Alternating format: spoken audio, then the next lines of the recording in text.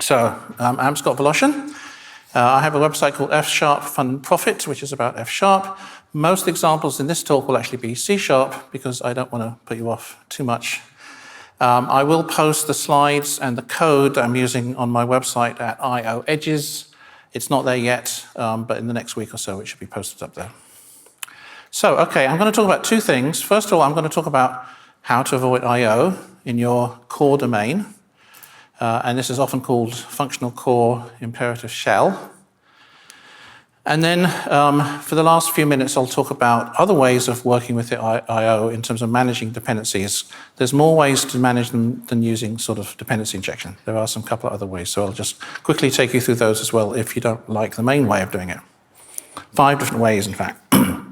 Okay, so why I/O? Why am I talking about I/O so much?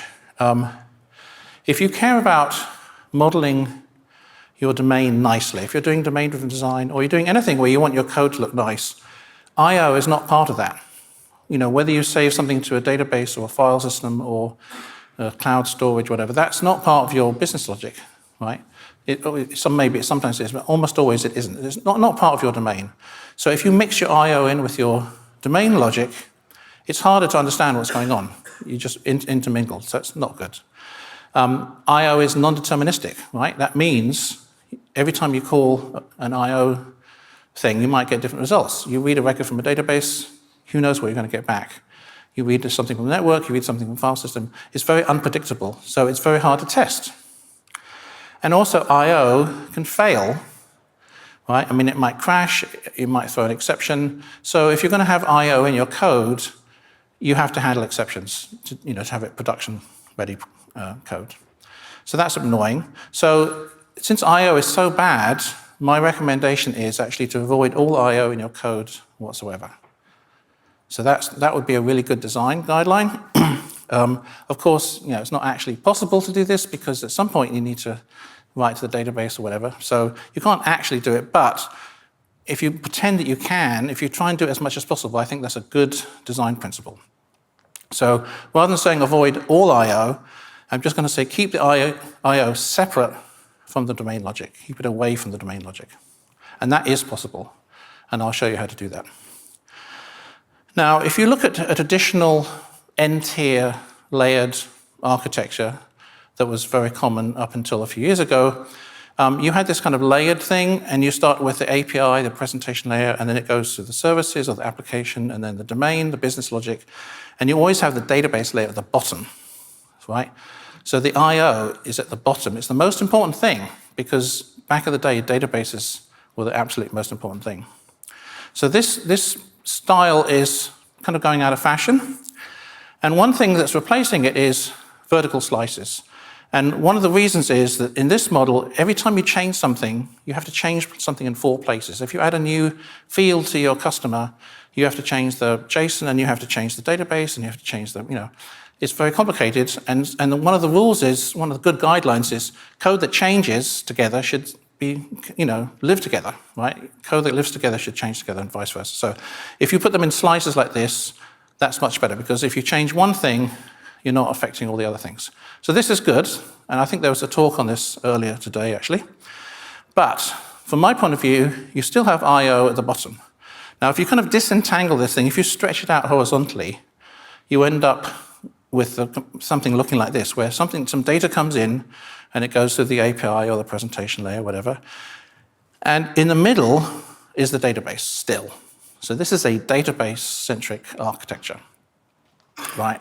So I'm going to say that I prefer not to do that. I like domain-driven design, and I like putting the domain at the middle of my code and not the database. So let's not do this, let's do this instead. So this is what a domain-centric architecture looks like. You have your core domain, all your business logic and all your rules and everything you need to do to actually, the logic of what you're doing. And then on the outside is all the infrastructure, the databases, the network, the file system, all that stuff is around the outside. So if you have a particular workflow or a story or a use case, I'm going to use workflow to mean story, use case, something like that. So you have a particular workflow, and it kind of cuts through. It comes in from the outside, through the infrastructure layer, and then it goes into the core domain logic, then it comes out the other side. So if you take that workflow and you look at it, it's going to look like this, right? So all the I/O is at the edges. So again, in this model, I/O is at the edges. That's good. We take one slice, and we have something that looks like this. You do some I/O, then you do your business logic, and then you do some more I/O on the way out. So that's exactly the point of this talk. All the I/O is at the edges. So this is great. This is exactly what we want to do. And typically, I would say that most business applications certainly have a very standard pattern. You load some data up at the beginning of the workflow, you process it, you make some decisions, you decide what to do, and then you save some data back at the end. I mean, I would say, not always like this, but I would say most business applications are like this. This is kind of the classic CRUD style thing, and it's fine. So, this will fit for most things you're doing. Right, so there we go. Now, so okay, that's the plan, that's the theory. How do you actually do it in practice? So before we do that, before we get some guidelines for what's good and bad design, I'm actually going to look at some good and bad design, and you can come up with the guidelines yourself. So here is a function which adds two numbers, right? It's called addition, and there are two inputs and one output. So my first question, is it understandable how to use this function without actually looking inside the black box, given that I called it addition and it's got two inputs and one output? I mean, you could probably guess how, you put in two numbers and you get another number out, right? So I would, it's pretty understandable, comprehensible, just by looking at the inputs and outputs. You can kind of get a good idea of what's going on. And is it testable? I wanted to test this piece of code. How would I test it? Well, I pass it 2 and 3, and I hope to get 5 out the other end, right? That would be a very easy way of testing this. So, you give the inputs and you expect the right output. Very testable, that's very good. So I think this is a good design. This is the kind of design that we want. Let's look at this one. Okay, this is another function called addition, and there's no input, and there's no output. I mean, it's like, okay. So how would you even call this function? How would you even use it? And it's like, well, I don't know, because where it's adding numbers, where are these numbers coming from? And is it testable? How would you test a function like this? There's no input, there's no output. How can you even set expectation? It's like, no, you can't even test it. So this is what I would call a bad design. Okay, there's no input and no output. That's really bad. So, and you think, well, who would even write a function with no input and no output? And the answer is, we all do. And I'm going to show you an example very shortly of a function I've written which looks just like this. So, when you see the inputs coming, they're like magically appearing out of nowhere. It's kind of fun, but it's really hard to understand what's going on. So I think anything like this is bad design. Okay, here's another mystery code function, and there's an input, which is good, but there's no output. Right? So how would you test this? How do you use this? Again, it's not really clear what it's doing. I mean, how can you do something and there's no output? What does that even mean? So it looks like it's not doing anything. It's really hard to test because there's no output to check the results of. So this is a bad design as well. Okay? And lastly, let's look at the other way around, where you do have an output, but there's no input. So where is the output coming from? It's just like making stuff up. So again, I don't even know what it's doing. I don't know how to work with it. I don't know how to test it because I can't control the input. It just gives me output that I don't even know where it's coming from. So this is a bad design too. So we've got one good design and 3 bad designs. And the good design is the one we want to do. And so let's look at the guidelines for a good design. So to make it comprehensible, we want everything to be explicit. Right? We want all the inputs to be explicit and the output to be explicit. We don't want any magic numbers coming from somewhere we don't even know where they're coming from.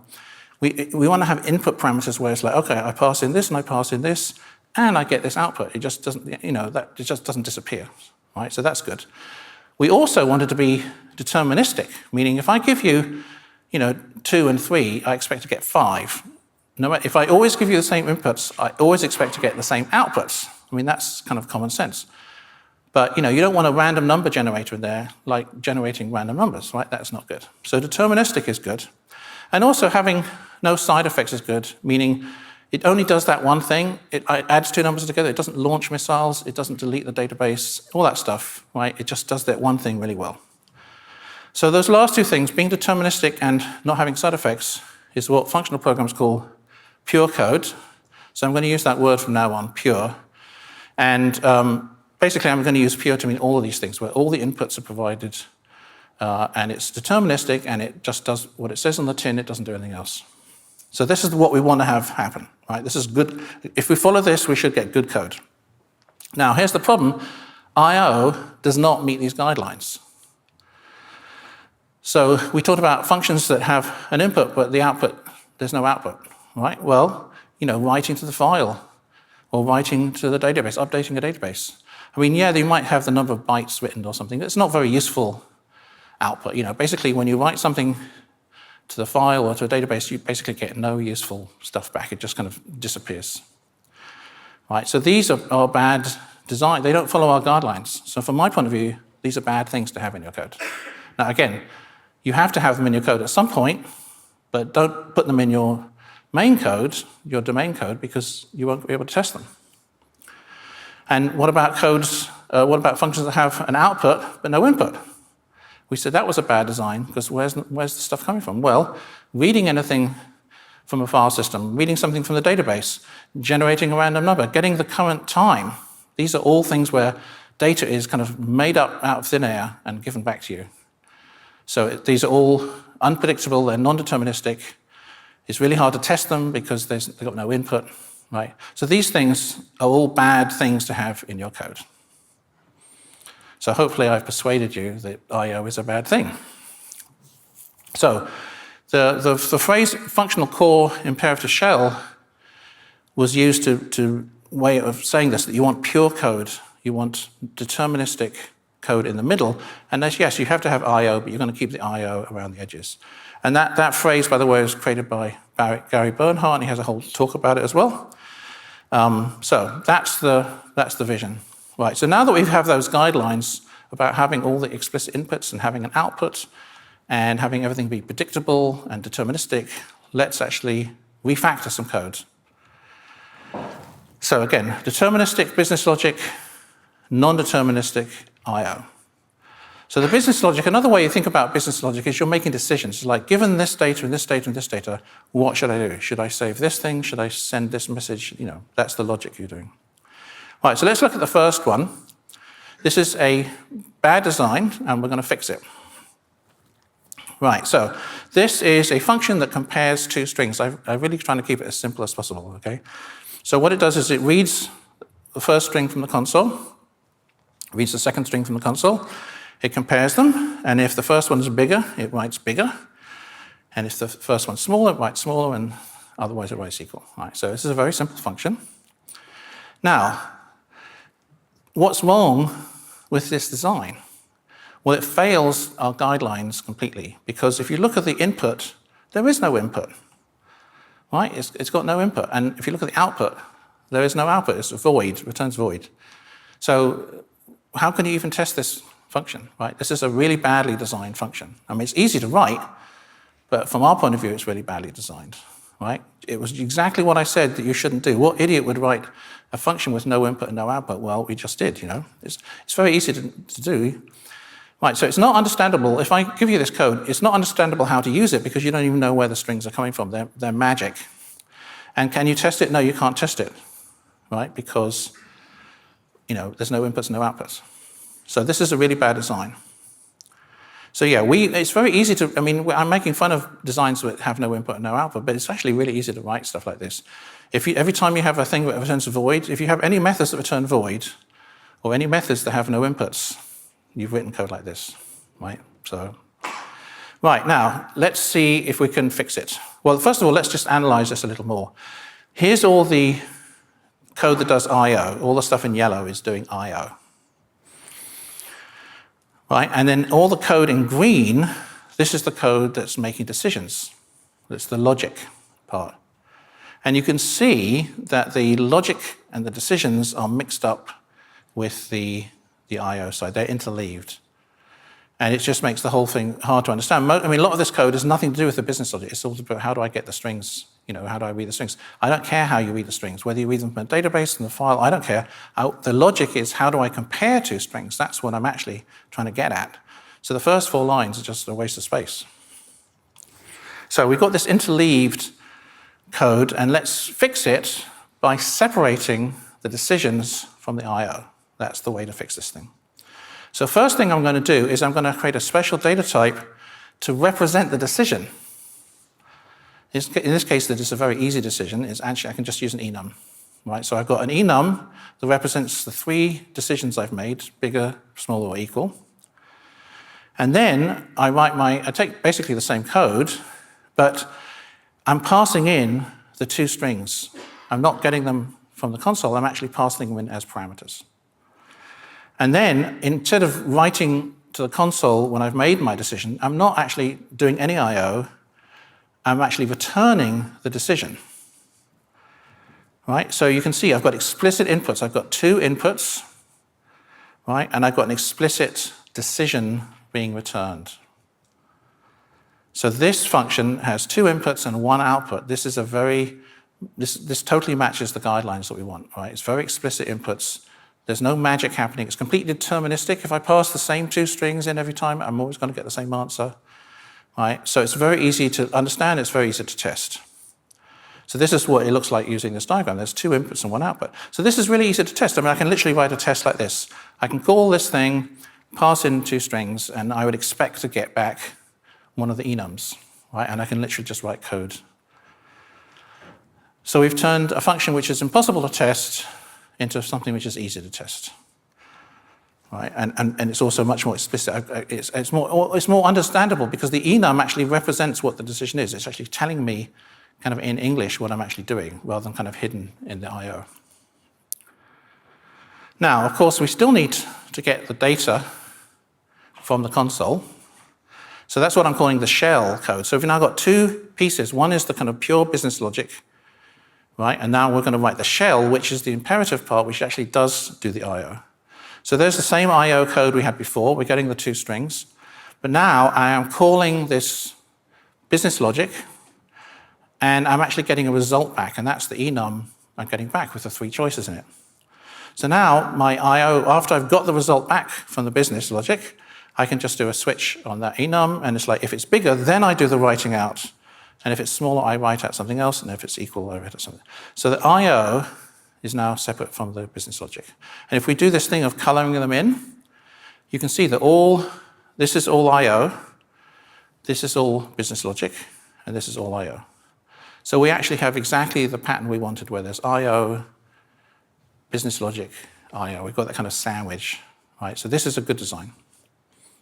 So if you look at the little diagram I had there down at the bottom, this matches that diagram perfectly. So this is good. Right, so I'm not saying get rid of I/O, right? I mean, so you still have to do the I/O, but the I/O is now separate from the business logic. Now, one of the nice things about doing this is that it makes it much more flexible in terms of where do you get these things from. So if you, for example, the first one we get it from the console, but maybe you want to get it from a database, right? So I don't know why you want to get it from database, but there you go. So we have 2 different versions of this code. And we have 2 different sources of data and sinks for data. Now you say, well, how can I easily switch between these 2 different sources? And if you're an object-oriented programmer, you might say, well, let me abstract out the differences. Right? I'm going to abstract the way the differences. I'm going to use inheritance. I'm going to have some sort of interface, some base class or an interface, and I'm going to create a subclass for the different data sources. I'm going to have one for reading from the console, and I have another one from reading from the database. And because I want to mock this, maybe I'll have a mock one that I can play with for testing. So I think this is actually too complicated. You don't have to make it so complicated. You don't have to create an interface and all this stuff.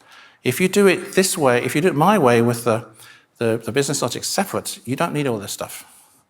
If you do it with the business logic in the middle, pure business logic, you can literally write the workflow. The console one, reads from the thing and then does the business logic and writes the thing, and then the database one reads from the database and does the business logic and writes the database. So you just write two different implementations. You don't need to have some generic abstract interface to share stuff.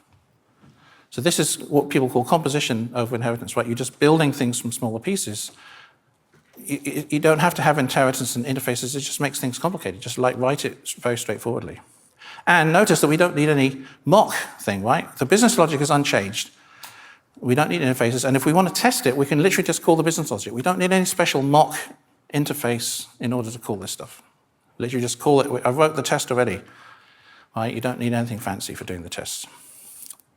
So this is what I think is a much, much better way of doing this kind of stuff. Here's the actual example of the shell. So the changes between the console version and the database version would just be in the shell, right? The business logic does not change. So here's the shell using the console with a write line and so on, right? And then here's the same shell, but a different version of the shell using database. So whether I'm using a database or a console, I just write two different implementations of the same thing, but the core business logic is unchanged. Chances are you're not ever really going to need all these different things. I mean, again, people leap to interfaces. Chances are you just rewrite the whole thing. If you need to switch from a console, you're probably not going to need multiple different data sources. You might just want to change the code to use a new data source, but having two or three of them up and running at the same time is probably not so common, really. Anyway, so this is the nice advantage of this. The business logic hasn't changed at all. I don't care where you get the data from. I don't care where you put the data. The business logic doesn't care because the business logic does not do I/O at all. Okay, now that's a very kind of fake example. Let's do a better example. This is another example of an I/O heavy code. And in this case, let's say that you are a member of a website and you're updating your profile, your customer profile on your website. And it's your name and your email, right? So you fill in the form and you post it to the website and you've got a new name and a new email. What is the website going to do with that, the back end? Well, the first thing it's going to do is retrieve the existing data for you. And the reason for that is, like, if nothing's changed, right, if it compares the new and old data, if nothing's changed, there's no point updating the database. Maybe you double-click the button or something. There's no point updating the database twice if nothing's changed. Now, if the name and email has changed, then yes, we do need to update the database. And finally, if you've changed your email, we probably want to send you one of those verification messages saying, prove that you own this email by clicking on the link, right? So we've got three choices of things we need to do. Either do nothing, just update the database, or update the database and send an email, right? So this is a little bit more realistic. Obviously, to fit into a slide, it's going to be, less complicated than the real one, but you get the basic idea here. So what I'm going to do is actually go to real code now. So this is my implementation of this. Right, so here I have my update customer, and I'm passing in one parameter, the customer. And notice this is an async method because this whole thing is, this customer database is everything's async. So I get the existing customer, and I'm checking is anything changed, and if something's changed, then I update the customer.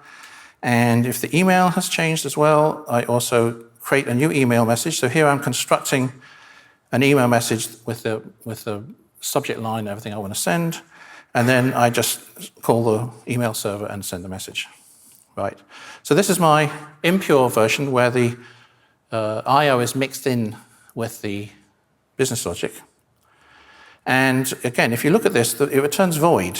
I mean, there is one input, but it's not clear that there's any other inputs needed for this thing. So there's one input, and it's also returning void, so I can't really test this. How would I even test this piece of code? Right, so let's refactor it to not do that. So what I'm going to do here is I'm going to do the same thing I did before. I'm going to start off by creating a decision, a special data structure to hold a decision. And here I've got three choices. Again, I've got an enum, right? Either do nothing or update the customer or do both.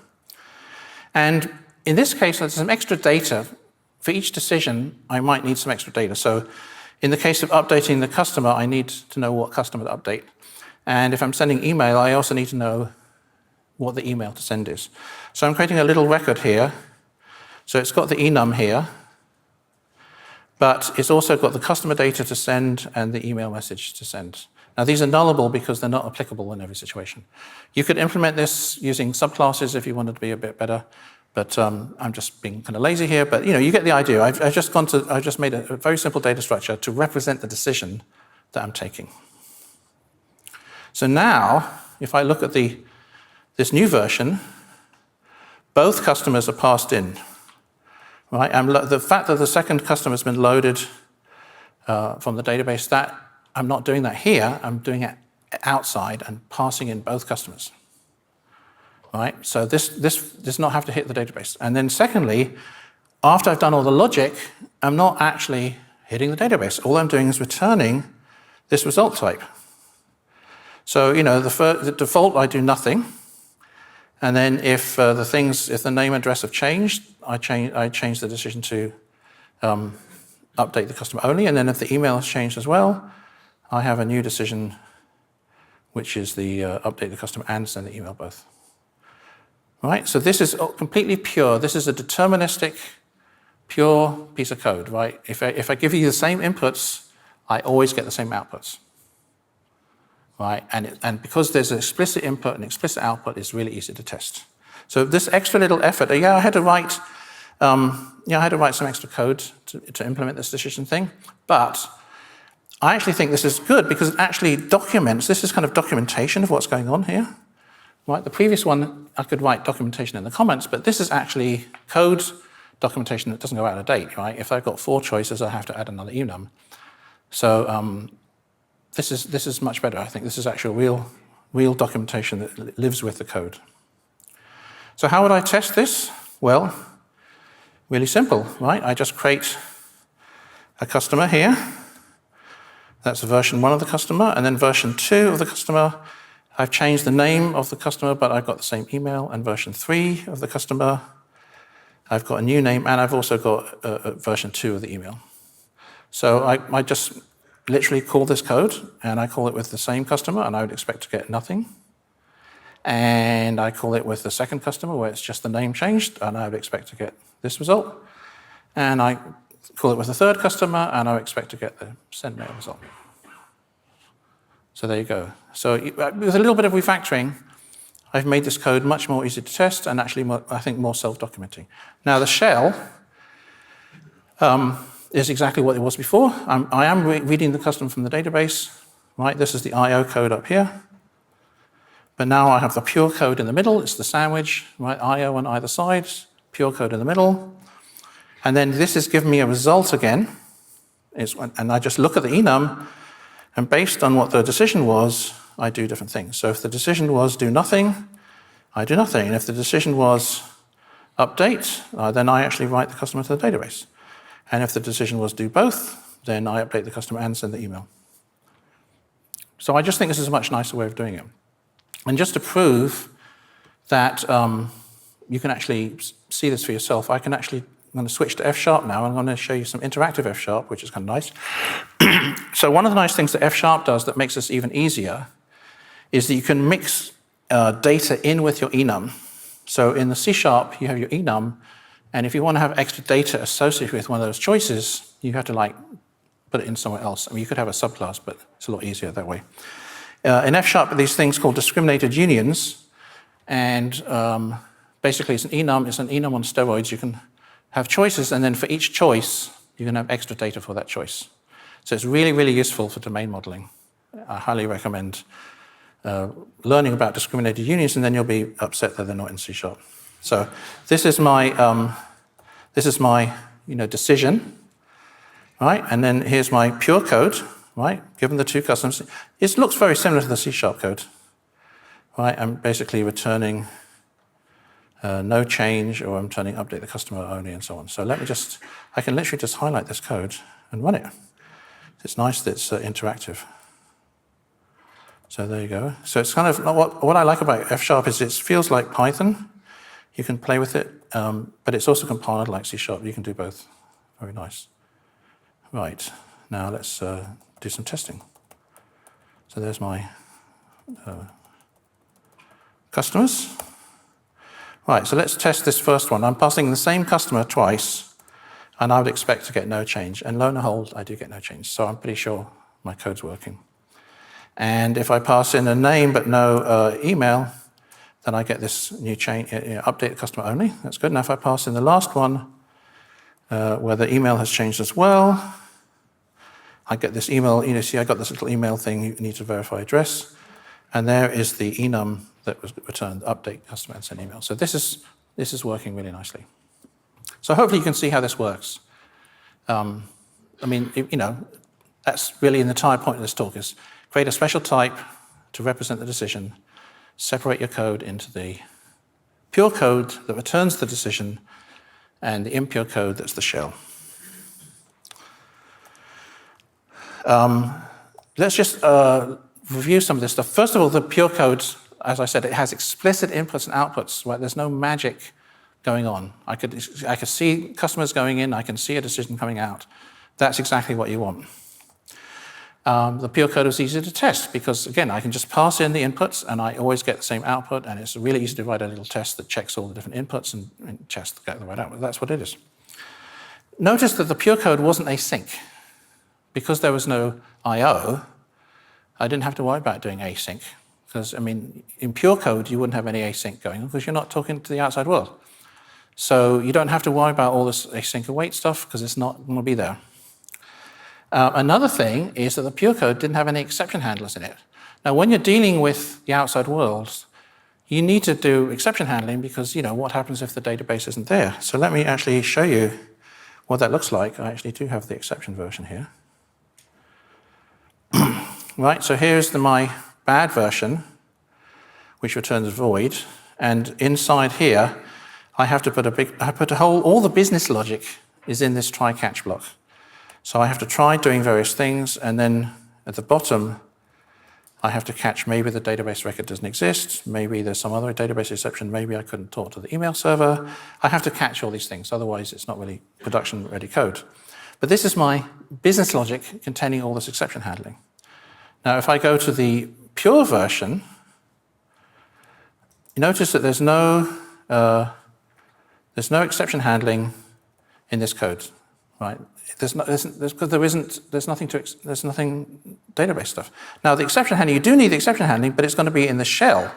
So you might have a version of the shell code which has the exception handling in it, absolutely. So here's my shell handling code with exceptions, right? But it has the same pattern. I mean, everything's wrapped in a try-catch, but even within this, there's the I/O stuff, then there's the pure stuff, and then there's the more I/O stuff. And at the very bottom, there's all the exception handling. But it doesn't contaminate my business logic. Right, now, let's look at some common questions that people have. What about unit testing? What about integration testing? And, well, I mean, you saw how to do unit testing. You literally just pass in the data and get the result, test that you get the right result. Integration testing is like, well, how do you do integration testing if you don't have any I/O? And the answer is, that's not where you do the integration testing. This is how you do the integration testing. Your business logic is your unit test, and your integration test is the entire pipeline, including all the I/O. So if people always worry, well, where should I put, what counts as an integration test, what counts as a unit test, and where are the boundaries between which and which? It's like, if you do it this way, the boundaries are really, really obvious, right? The middle bit is the unit test, and the whole thing is the integration test, right? So it'll put pay to any arguments there. Now, of course, sometimes you might want to fake I/O, might mock the I/O. You never need to mock pure code, right? You only need to mock something where it's non-deterministic, where you can't actually do it, like a database.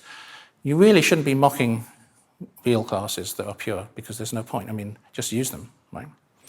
So if you do need to mock something, again, you can mock the I/O if for some reason you want to, but you should never be doing mocking in the middle bit. It shouldn't be needed. Right, now let's just review some important testing concepts, because I think people sometimes get sidetracked by classes and unit tests and all this stuff. I'm just going to say some things to emphasize some things about testing. Testing should be about testing business value, right? It should be testing stories, testing use cases, scenarios, whatever you want to call them, It should not be about testing classes. There's no point in testing a class. You've probably all seen the little joke things where there's 2 unit tests and the failed integration test where the door latch doesn't fit. I mean, there's various, GIFs going around. But yeah, the unit test should be the whole thing. You shouldn't test individual classes because that doesn't make any sense. And then also you should test the boundaries. There's no point testing the internals. And also people say, well, how do I test something when the methods are private or something, right? Well, the answer is don't test it. You test the entire thing. Why are you testing something where the methods are private and you can't even call them anyway, right? So don't test internals, test from end to end in the whole system, right? Do the test at the workflow level. And all a unit test means is it's an isolated unit. It doesn't mean a class. It means something that can be isolated and run separately from all the other tests, right? So if you don't have any side effects, you're not writing the database. These business logic things are completely the definition of units that you can test. They're completely isolated. You could run them all in parallel. They're all really fast because they're not doing any I/O. That's exactly what the kind of thing you want to be testing, right? So a unit is not a class. A unit is a unit of functionality. Just want to re-emphasize that because people forget sometimes. Right, so here we go. Here's our workflows kind of slicing through our kind of donut architecture here. And these are the things you want to be testing, right? You don't want to be testing individual classes, test the workflows. Because sometimes things interact. The pieces can work, but the whole thing might not work properly. Okay, another question people have is where does validation fit in? Well, here's where it fits in. It doesn't belong in your business logic. Validation happens after you've loaded the stuff, or you've read the JSON from the network and you've loaded the file from the database, whatever. You need to validate that the data is good, but you do that before you send it to the business logic, right? By the time you get to the business logic, it should be 100% validated. You should never worry. You should never be doing defensive stuff like, well, maybe this isn't right. That should all be done on the outside, not on the inside, right? So you do validation at the edges, not in the middle, right? And if you do it right, you really shouldn't be doing null checking in the middle of your domain. I mean, a lot of people have like very defensive programming, like what happens if this is bad? It's like if you do your validation properly, your business logic should be free from defensive programming, which is nice. And if validation fails, just skip, right? You load something up and it's actually not valid, the email doesn't have @ whatever, there's something wrong, the string is too long to put in the database, whatever, some reason it doesn't work. Now you can just skip the entire business logic and spit out some sort of error at the back end, right? So again, it fits really nicely. If you have validation mixed up with your business logic, it's really hard to know, what to do. Okay, ORMs, like Entity Framework and Hibernate and so on. Unit of work, people ask about this. I personally don't think that ORMs, especially heavy ORMs, don't really fit with this because, I'll give you some code. This is kind of typical ORM kind of code. You create something and you save it to the database. You do something else and you send it. You notice this save? Look at that save method, right? There's no input, no output. That's bad. I just got through saying anything where there's no input and no output is badly designed, and the save method is badly designed, right? So don't do that. And it's right in the middle of your domain logic here. So, it's very convenient. It certainly is convenient to do it this way, but it's very hard to test, and it's very brittle if things change. Now, some frameworks, Django, Ruby on Rails, that stuff, they do this all the time. And for basic website, fine, not a problem. But if you're trying to do like a domain where business rules might change and you want to have kind of nicely documented code, I personally don't think this is that good. So yeah, don't put I/O in the middle of your logic. And it's really easy to do with an ORM, that's the problem, because it generates all these methods for you half the time. So don't do that. Now there's something else called unit of work, which is a slightly more sophisticated version. And the idea here is you don't actually write to the database. You collect all the things that you're going to be doing, and at the very end, you write everything into the database, right? So we're not actually saving it to the database, we're adding it to the context. We're adding something more to the context. And at the very end, we save all the changes. I still think this is bad.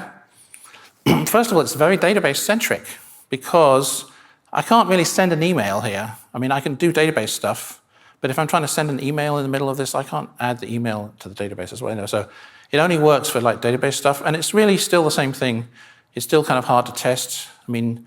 if you want to see what's actually going on. I personally think having an explicit result type that you define that represents the decision is a much nicer way of doing everything. So yeah, personally, I wouldn't do this. So I think that if you follow this design where you have a pure core and you have the imperative shell, you actually don't need a heavy ORM at all. In fact, I haven't used NDC framework for years. If I need to write something into the database, I would use something like Dapper, something very simple, something very explicit where you can actually write the SQL code yourself and or, whatever it is that you're doing. It's a lot easier and it's much more transparent. So that's what I recommend. Now, people always say, what if I really, really, really need to do I/O in the middle of my workflow? Please, please, I need to do this. Well, yes, of course, sometimes you need to load something up. You make a decision. You need to load a particular record from the database, and then based on that, you make another decision, and then save something and then make another. So that's a legitimate workflow sometimes. I think it's less common than people think, but yeah, it's legitimate. The answer is you just break it into pieces the same way. Right? You break it into little pieces, and each piece is either pure or it's I/O, but not both. Right? So each of the little pieces are testable, right? And each little piece can be unit tested. Now, the other thing about the I/O doesn't normally need to unit test. I mean, writing a record to the database, you don't really need to unit test that. Hopefully, your code works, right? And I mean, if you've made a mistake in the SQL code or something, hopefully you'll catch the integration testing. We don't really need to write a unit test to check that the record was successfully stored in the database. That's like a waste of work, really. So save your time for testing the business logic. Right, so if you're doing a code review, and you want to know, and you're looking at your domain code and you're saying, is my domain code following these good design principles? Here we go. Do you have any async anywhere? If you do, you're doing I/O somewhere that's bad. Are you catching exceptions in your domain code? If you are, probably you're doing I/O. Maybe not, but chances are you are. Are you throwing exceptions? Why will you be throwing exceptions in your domain logic? Like, well, I need to do a choice of this or this. Like, just return a proper return value. And here I got one of these enums.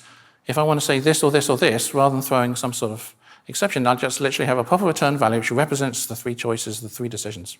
Right? Don't use exceptions for control flow. So if you see these things in your pure domain code, that's the clue that it's time to refactor your code.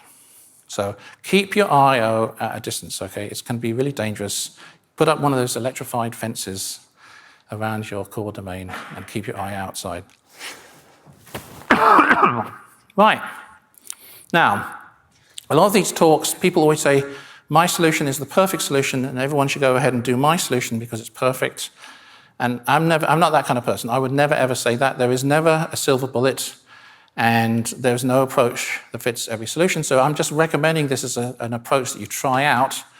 But I'm not saying that it's a perfect approach, So anyone who says my way is the best, I never trust that because the real answer, as the classic senior developer answer is, it depends. Right? If someone doesn't say it depends, then they're not senior enough.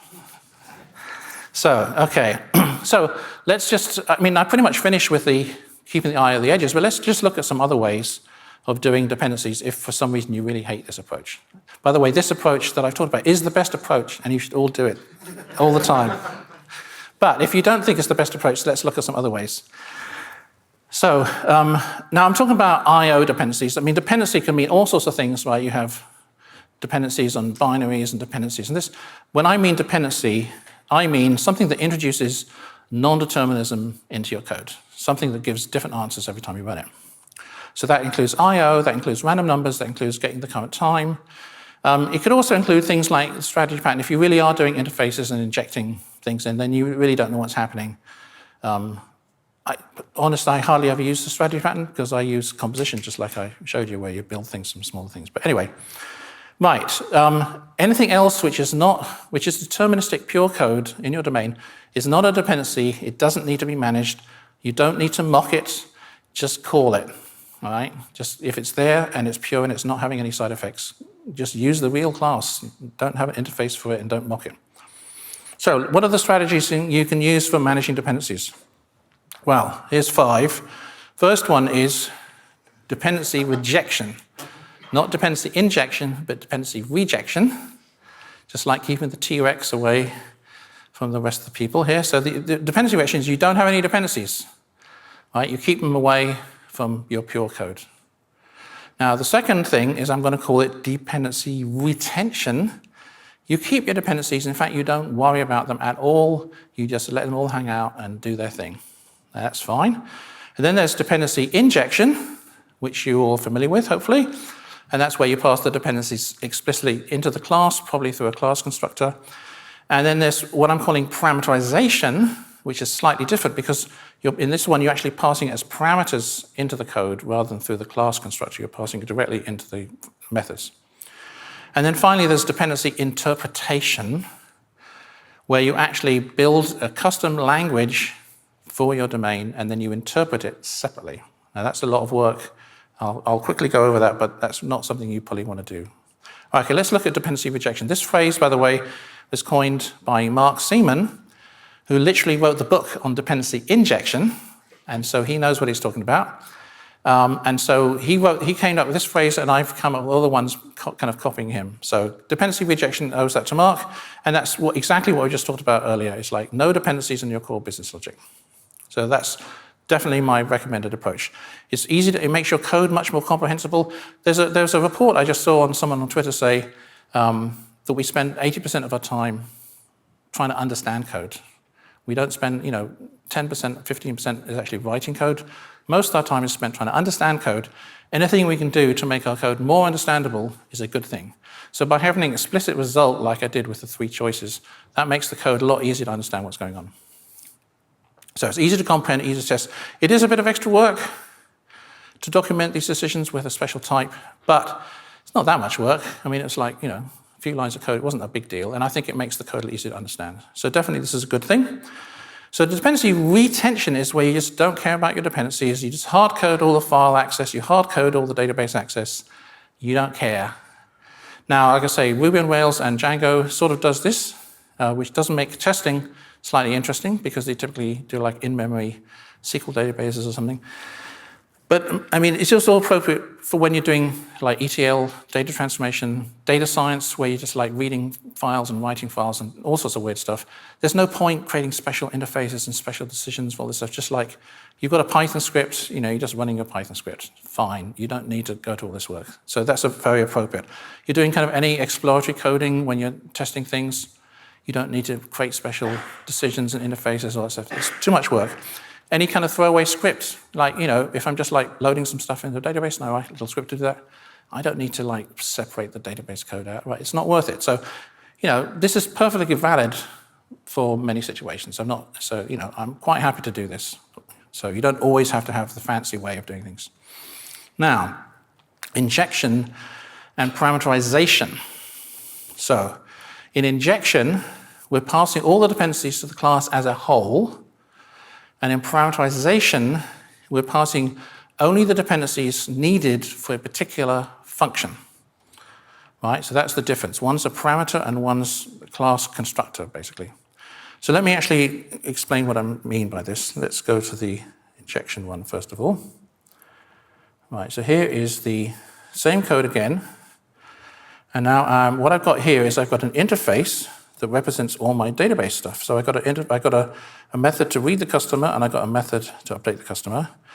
Oh, and I have a method to delete customer and update the password, and also maybe get some customers. So all these things are in this interface. Okay, and then I have another interface to represent the email service. And this classic thing, I have my local fields, I inject it into the constructor. Now, here's my code. So here I am, in this case, I'm getting it from the injected interface. I'm doing the code that way. Other than that, the code is exactly the same. From my point of view, this code is still equally bad because, again, it returns nothing, it's hard to test. You could test that it's reading and writing. I mean, you can mock up the interfaces and test that it's reading and writing to the database. But that's just testing and reading, writing logic. If I return the actual decision, I wouldn't have to do any of that test. I could literally just check the decision. So mocking up an interface and then trying to see, did it actually write to the mock at the right time and the right things, like just return the decision, then it's a lot easier. So anyway, but this is how you would do it. This is the classic a constructor injection. And you might say, well, why do I have the password in here? Well, the answer is because I have another method down here which updates the password.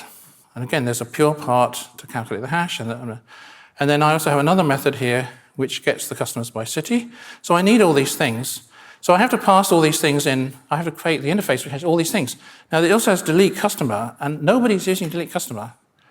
So probably at some point I had a method which did it, and now I'm not having that method anymore. But it's still in the interface. Because once things get into an interface, it's really hard. It's kind of scary to take them out because you might break something. So it's very easy to have interface creep, right? Interfaces get bigger and bigger. You keep adding things to them, and you're because you're already injecting them, rather than going to create a new interface, you might just add it to the existing interface, and the interfaces kind of get bigger and bigger and more gnarly. So this is an example. And we also have things where I'm not, why am I passing in the password thing where this method doesn't need a password? So if we compare this with the parameterized version, in the parameterized implementation, I do not have an interface. Right? I defined these are the three things that this function needs. It needs to read a customer, it needs to update a customer, and it needs to send an email message. Those are the three things it needs. And I'm going to pass them in as parameters to the method. So rather than just passing in the customer here, I've actually got three other parameters. So this is everything this method needs.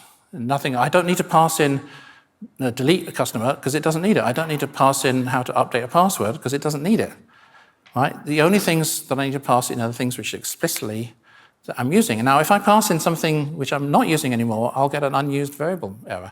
And so that will tell me if I'm not using anything more. So it's very clean, and there's a lot of pressure to keep these small. Right? You're not going to have 10,000 parameters here. It puts pressure on you to have small methods that do one thing.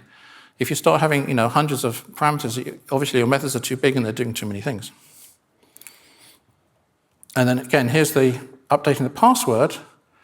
And all I need to do is this one method that updates passwords. This one database access that updates passwords. I don't need to get a customer, read a customer, query the database.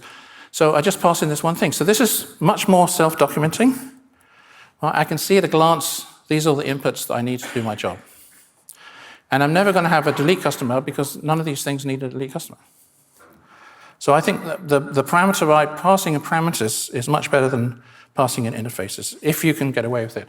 Even better is not doing any of this stuff, but if you have to do it, I think parameters are better. Because here's an example of interface creep again, right? So I start with insert, delete, commit changes, query, maybe another query, maybe another query, maybe another query, and then maybe some of the contains, and then I optimize that, and then maybe I need a new kind of summary return, and maybe a version 2 of this, and maybe here's my changed password. Oh, a new version with an extra hash or something. Oh, and by the way, for testing, I want to delete all the rows in the database, just for testing only. But it's in this interface. Are you going to guarantee that nobody else, none of these other methods, accidentally ever call this method by mistake? It's kind of dangerous. How about launching missiles? What is that doing here?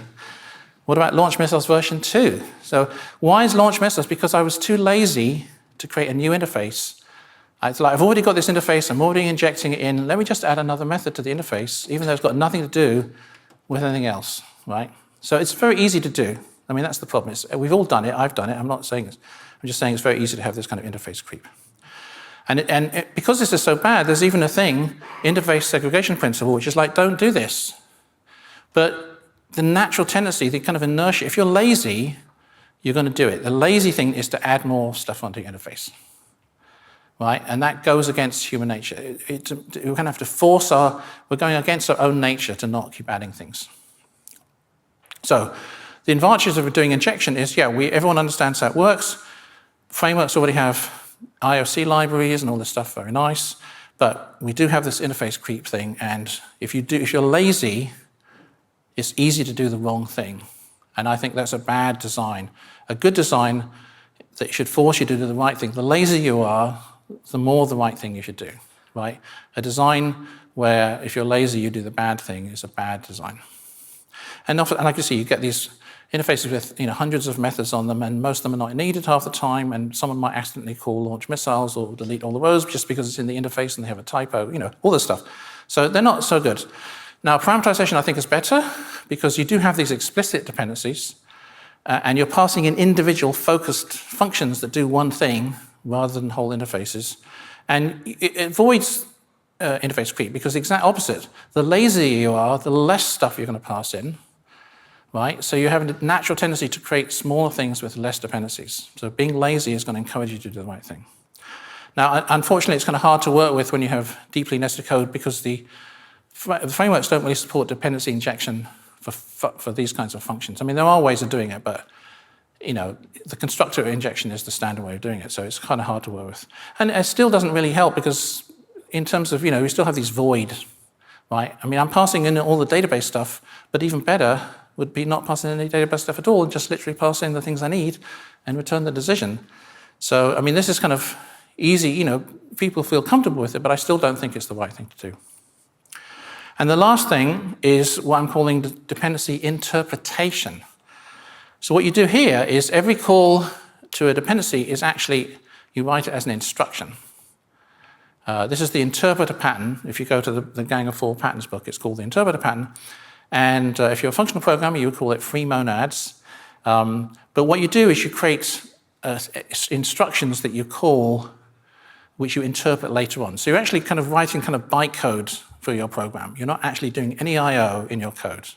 And then you have a separate interpreter that interprets the bytecode that you've written. Obviously, it's not bytecode, it's just regular data structure. But you basically create this data structure in memory that you interpret, saying every time I see this instruction, I need to write the database. Every time I see this instruction, I need to read from the database, So it's a lot of work to do, but it is super, super powerful because, well, let me just show you how it works, right? So you've got an instruction that goes into the interpreter gives you an output, and then based on the output, you build another instruction, and so on and so forth. So it is a classic interpreter thing, but it's done, in writing kind of interpreter in code rather than, so else. I could easily write a whole talk on this, and maybe I will one day, but it's a lot of work. However, it does have some pros over all these other ones. The first thing is you get a completely domain-oriented API, which is specific to your domain. If you're doing something very specific, a good example is Twitter, where to construct a tweet, they have to go over here and get your profile, and they have to go here and get the hashtags, and go over here and get your followers, and go over here, and so they have all these microservices, and they're going out and getting all this stuff. It's the same things. They have, 20 microservices they have to go and get to get a tweet going. So they have a specific API that they've defined, and they could actually write a special instructions for doing that. No I/O at all, right? The I/O happens later when you actually interpret it. Now, what's nice about this is that your instructions, this is basically a domain-specific language. So the actual database calls or whatever, you don't actually care how they're done, right? That's completely separate. So if they change their API for how you talk to the database, or how you talk to the file system, or how you talk to Kafka or whatever, you don't care, not your problem. Now, this is where people like Twitter and Facebook are into it, because let's say that your database charged you every time you didn't update. Maybe performance-wise, you do millions of updates a second or whatever, you just can't handle it. What you can do, because it's a data structure, you can merge the data structures. So you can merge all the database updates into one batch update, and you can merge all the reads into a single read. So if you're doing microservices, you take 100 operations, you merge all the instructions into one batch, you send them all over as a batch, and then you bring them back again. So you've replaced 100 API calls with one single API call. So that's more efficient. And like I say, if you've got an API that charges you money, that will save you money. So optimization is one of the big reasons for doing this. And of course, you can do different interpretations of the same thing. You can have a test interpretation, and you have a real interpretation that hits databases, and so on. So really, really complex, and it's not a very general purpose tool. But if you're interested, Twitter has a whole talk on their Stitch library. They call it Stitch. Facebook had a library called Haxel, and I think they've done talks and blog posts about it. So go and check them out if you're interested in this approach. And I have talked about it a little bit in some of my other talks, but not today. Right, so let's finish up. Avoid non-pure code in your core domain. That's the main takeaway from this talk, okay? If you do that, if you do have impure code, it's going to be really hard to test and really unpredictable. So instead, the first thing you should do is push the I/O to the edges using dependency rejection, which is what I talked about most. If you really can't do that, or your colleagues can't stand doing that or whatever, then try using dependency injection or parameterization. And if you really are Twitter or Facebook and you need some really complex thing, do look at the interpreter pattern. It's kind of interesting, but it's probably overkill for most people. So that's the end of my talk. I'm going to put the slides and videos again on my website. If you like this one, I have lots of other talks on my website. I have one on composition, which is functional programming, and I have one on pipeline-oriented programming, which is kind of fun. And then, of course, I have my book, which people seem to like. So, yeah, thanks very much.